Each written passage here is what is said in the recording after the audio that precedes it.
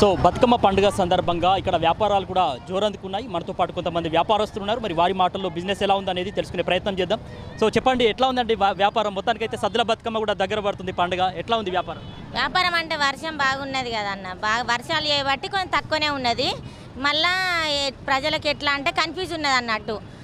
రేపు ఎల్లుండి 2 రోజులు అనేసరికి వాళ్ళు ఎటో తేల్చుకోలేకపోతారు. ఇక మరి మాకు కూడా కొంచెం ఈ రోజే కొంచెం గిరాకీ. నిన్న మొన్న అయితే గిరాకీ లేదు. ఎన్ని రోజులు అవుతుందండి మీరు ఇది బిజినెస్ స్టార్ట్ చేసి ఇక్కడ పెట్టి? ఇక్కడైతే 3 డేస్ అవుతుంది అన్న. 3 డేస్. వేరే కాడ అయితే ఇంకా చిన్న పల్లెటూర్లకు పోయినాం. వారసంత పోయినాం. అక్కడ కూడా తక్కువ ఉన్నది. అంటే వర్షం పడుతుంది కదా, వర్షాల వల్ల కొంత గిరాకీ తగ్గుతుంది. వర్షాల వల్ల చాలా తగ్గింది అన్న. వర్షాల వల్ల తగ్గింది. మళ్ళా బంతి పూలు ఎక్కువ వచ్చినాయి కదా, సీత జడ పూలు అది ఇది అంటారు. అంటే మీరు కలర్సే కాకుండా ఇంకేమేం చేస్తారంటే అంటే పూలు కూడా అమ్ముతారా?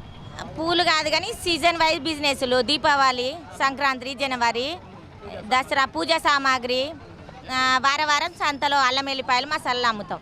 సో అంటే ఈ రోజు కంటే గత ఏడాది ఎట్లా ఉండే? ఇప్పుడంటే పండుగ దగ్గర పడే కొద్ది గత ఏడాది బాగుండేనా? గత ఏడాది అంటే వారం నుంచి నడిచేది అన్న. మాకు వారం నుంచి స్టార్ట్ అయ్యేది గిరాకీ. మంచిగా ఉండేది. లాస్ట్ ఇయర్ బాగున్నది.